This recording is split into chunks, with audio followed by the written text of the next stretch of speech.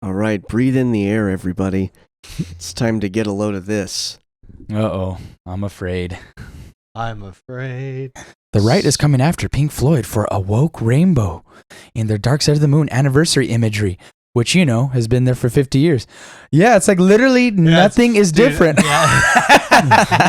It's like a little faded. Exactly. Yeah. To represent the 50 years, you know, that's what happens when things age. That's not the actual. If you go down, they probably show the logo. They did redo the logo. Oh, yeah? And if you go down, it's like in the 50th. It's, yeah. Oh, that's okay, what, and then okay. people were like, oh, look at this. Lose the rainbow. You're making yourself look stupid.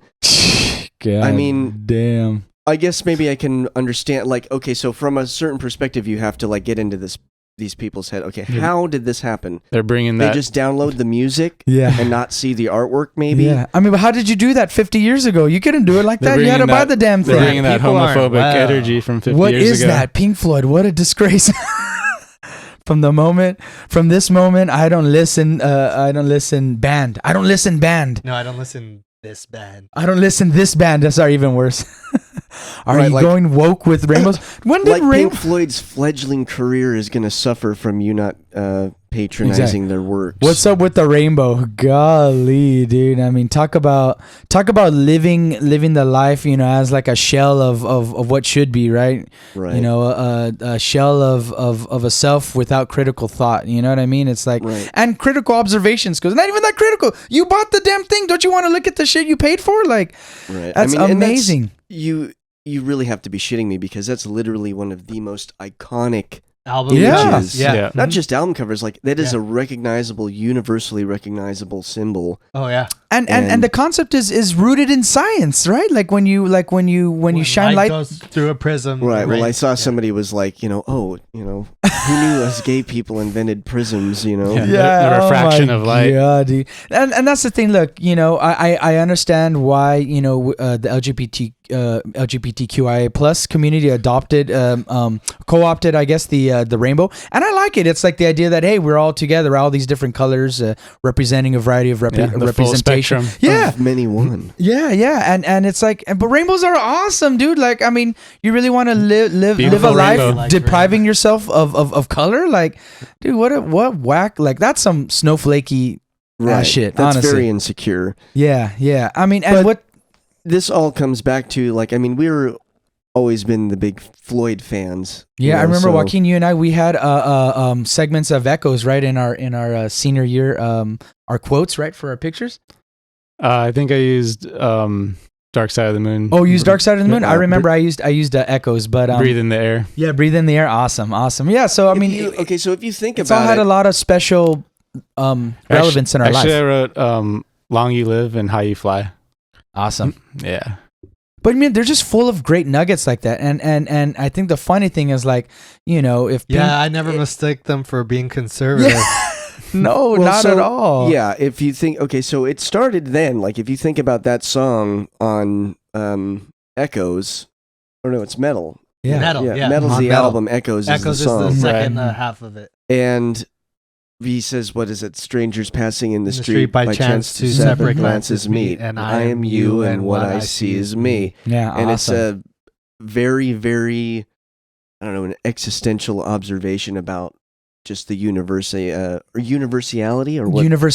of the human condition, right? And that, like, we're just so connected, you know. We're all human. There's way more similarity than there are differences. While the differences are very beautiful and special, but man, we're all human, period. But it begins then, you know. If you look at that's like 1971 when Metal came out. Yeah, because it came before Dark Side. So they were making commentary all the way back then, and then, you know, you go from then on. Dark Side of the Moon in its entirety is political commentary, and it's not pro-conservative. Right, and there's plenty of xenophobia going on at the time. Right. Yeah, and actually, you know, I think of, like, I was listening. I was actually, you know what? Actually, I was having one of my classes listen to Us and Them, and you know, we were looking at the lyrics a bit, and I was like, look, the lyrics are showing that, you know, up is up and down is down, and in the end, it's all round and round, right? Like, there's no distinction. We're all part of the same. Yeah. We're part of the same unit, the same entity, right? And man, you don't know, dude. Hey, well, all I can do is try, and you know what? These people weren't even trying, man. They weren't even trying when they had all these criticisms, man. And it's like you listen to any of their lyrics and the album The Wall. I just want to hear David Gilmour wail on the guitar. Right. Well, I mean, you get plenty of that, but like with Dark Side, you have the commentary about, you know, the capitalist condition or whatever, or, you know, and everybody's participation in that, you know, the consumerist identity. And I think The Wall started. It's really, really anti-war, you know, anti-war and kind of the isolation that comes from. Well, it's definitely I think getting more well known, and then also like kind of like being told what to do, and like the trauma that comes from that throughout one's life, right? And, and beware of authoritarian. Going through the albums, you go through. Oh my God, this is a huge, you know, political commentary album, right? Just animals, right. I mean, all the different animals representing like a lot of the different, you know, the different jerks, the different jerks throughout society, us, and all of us, the dogs, the pigs, and the sheep. It's Mm-hmm. very, very obviously political. Yeah. You know, even very obviously anti-conservative. Yeah, I mean, there's no confusing that at all. I mean, you know, what were these guys thinking that Floyd was talking about when they wrote "Welcome to the Machine"? You know, welcome to the we want to get rid of diversity, you know, crowd, and we all need to be a monolith and not, you know, differentiate. Like, definitely not. You know, I think that the whole point is like the machine is that thing that is like trying to perpetuate greed and power over one another, and what do people often do with that? They do try to have those lesser, you know, conform to whatever they think is right, you know, and so they're just like literally their entire existence, the band's existence is like literally, if I had to pick a side, it would be on the woke side, folks. Sorry about that, but you know, even then, it's beyond that. You know, it's just about that we're all one, you know, and sure, there comes growing pains from trying to all coexist in a society where there's so much diversity, but you know, I think it's worth it, pretty much. Right. Well, I mean, and that's interesting because his commentaries, Roger Waters specifically. Oh yeah, he's very, very open with his politics. So it's kind of like, where have you people been? Yeah. You know. Yeah. How do you and why be offended? You know. Yeah. And these are all the same people who are like, oh, the woke people are always so easily offended by things, and then they see a reimagined album cover containing the same art it's contained for literally 50 fucking years. And they're melting down. Beyond fragile. And, you know, again, talking about, you know, the hypocrisy of normally right-leaning people complaining about cancel culture and this and that. But yet, you know, there's only one side of the political spectrum that will get upset about, you know, when they have perceptions of their beloved music. Another one, Natural Woman, right? Recently, they're like, hey, you know, this is sort of like transphobic and I guess it's on the other side of the spectrum in a way, right? But the thing that's interesting is that you look at the lyrics and there's nothing about, hey, this is what it means to be a woman, and if you're not this, you're not a woman. Right. It's just like, hey, when you come into my life, you know, when we interact, like you make me feel more like the person that I feel like I'm supposed to be. Right. And then you can say, maybe someone might say, hey, so well, what's like embracing a woman, George? Well, no, it's just saying that, hey, when you're around someone you love, like I think it's nice to feel like you can be more yourself. Yeah. I think it's not meant to put anybody down. Yeah, but look, this is what I'll say. Then I bet you people would bitch about, well, it's encouraging codependency. It's like, well, isn't every love song literally about that? Like, I can't live without you, babe, and oh man, you're gone, and my heart's broken and shit. And it's like so ridiculous because if you listen to half the shit on the radio that everybody who is on Twitter who bitches about this kind of shit probably listens to, none of it's uplifting in that regard. A lot of it's misogynist and out of pocket. Or like empowering sometimes at the expense of others. Like, hey, I'm the bad, you know, I'm the badass and you're not, because look what I got. You know, or look what I do. Even it's not even what I got, but look what I do, and you ain't doing this, and it just seems kind of like competitive or combative. Like you don't get that shit with Floyd. I tell you that much. Yeah. So you know, I think just and aren't these? What do you think? You know, with the Pink Floyd criticism, aren't these the same people that say, "Hey, leave politics out of sports. Hey, leave politics out of." You know, anything that isn't politics, and they get upset when the overlap happens, and it's like, well, Same people that want you to, stand for the flag and have the anthem in school and stuff. Right. Well, everybody likes it for their political perspective, Yeah.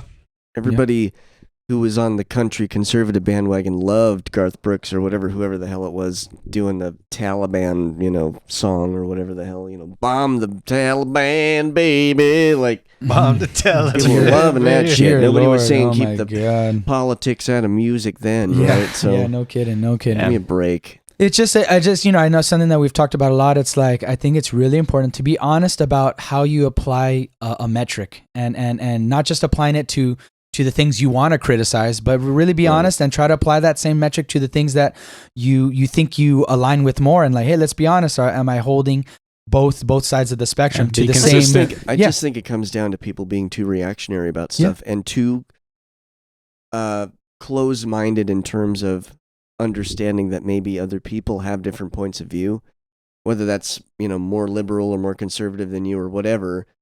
But, why in the hell is an album cover that big of a deal? The UK banned Demi Lovato's new album cover. Huh. Pull this up. Is it because she's hot? She's on a cross. And she's like bound up, or whatever, and it's like "Holy Fuck" is the name of the album. Oh wow! They banned it. No, sacrilege. Right, He because also the church was offended. So they'll all rally around that. Can't have that. Can't have that. Yeah. Who's that weird ass dude at the bottom right blood of this? and gore? Oh, no, it's USA Today. This could is have your computer. people He's cutting right each behind other's us. heads your off. computer. War and stuff. Can't have love and Pedophile priests are A-okay. We're just fine with that. We'll just move them around, and maybe we'll just come around to maybe homosexuals aren't going to burn in hell, but that has to be banned. Yeah, literally in the entire country they banned it from. Being sold. Interestingly, right? Actually, who was didn't a former pope recently pass? Was it Pope Benedict? I think. Yeah. And so kind of like unearthed that hey, he was one of the popes that kind of just shuffled around those that were caught doing, getting caught in pedophilia. That and was stuff. the least of his. Well, no, it was one of his offenses, not the least of his offenses. That was. It was a great one. One of his many offenses. But is people what I were meant to say. Where people were kind of upset, and it's like okay, hey, he's passed us, so why are you going to bring it up? But also, hey, the thing is that if this culture is still kind of maintained. To an extent, still in today's day and age, I think it's important to bring it up. Like, hey, look, this has been around since then, and okay, maybe we're bringing it more to light now, but I mean that it's still around. Why is it like such a weird thing to be like, hey, okay, you got caught, like abusing your power, engaging in pedophilia and sexual misconduct. Get rid of your ass. We don't want you. Like, why is that such a hard thing to do? And especially, for an institution that claims such high, such great moral high ground. Like, wouldn't you want to be look, they're so easily offended. Yeah. And like, why is that not, Yeah. I mean, that comes back to a lot of the religion shit though. Like, we were talking about Scientology earlier. Like, there's so much propensity for double standards. Yeah, but just abuse. Yeah. Mental, physical, sexual, emotional abuse, and it continues to go on, and it's like to go into this kind of shit, it's amazing. This is an offensive album cover. What were we talking about when Scientology came up? I think we were talking about how I was hanging out with a homie in grade school named Lord Xenu. Right, yes, exactly. Random ass. From the planet Kolob. Yeah, oh God. Anyway, right. Not to bring light to a heavy topic, but Kolob is just actually Mormon. Ooh. Actually, I don't know. I think I intentionally jumbled that one. But that was the thing, a good one. But I guess at the end of the day, it's like, hey, let's. I think it's really valuable when we apply a certain metric across the board. It really allows us to have an objective as of a perspective as possible. So, I think it only benefits as people talk about doing your research. Well, if you're really doing that, you do your research. In a way, you want to disprove what you believe, right? Because if you're able to or not able to disprove it, you're like, okay, I feel good about my stance then. No alt facts. Yeah. Exactly. Well, I know. It's so funny now. Sometimes I've on the radio is on a discussion of Sunday, and it's like it's important to talk about this from a place of fact-based debate. I'm like, why is that a thing? Why is that even a thing? Like, why shouldn't that be a given? You know, like that you have to say it. You know, it's like, oh my God, but I guess it's needed. You know. Yeah. But anyway, what is also needed is, like you said, Jesse, for people just not to be so reactionary, to chill out. If something maybe bothers you, sit with it for a little bit and maybe learn more if it really bothers you. Maybe try to figure out, why does it bother me? What about it? And maybe it gives you more insight about, hey, is this something that's a really internal thing, or is it something that I think has more external implications and that's what bothers me? Or, you know, I don't know. You know, it's kind of, I don't know. That's the way I try to live my life, and it ain't easy, and I'm not perfect at it, but I'll be damned if I said I didn't try it. Yeah. So why don't you try it too, folks? Right. Rainbows are cool and can adopt many different contexts, and there's a lot of overlap, and nothing's wrong with that. And you know what? Who wants to live with any of the colors of the rainbow missing in your life? You know, not me. So Pink Floyd, happy 50th with Dark Side of the Moon. Awesome album, beautiful tunes. I mean, a true rock opera. Timeless. You know? Yeah. Concept album, you know. I think it's like the longest album on the Billboard charts. Yeah. Ever. Yeah. Deserves it. For like 700 something. 700 weeks. Yeah. Awesome. 680 of them were consecutive, and then like every time they remaster it and they put it out, it hits the charts again. Jeez. Awesome. Well, let's do it again, boys. Let's do it again. Right on. We'll see you on the dark side of the moon, everyone. Hey.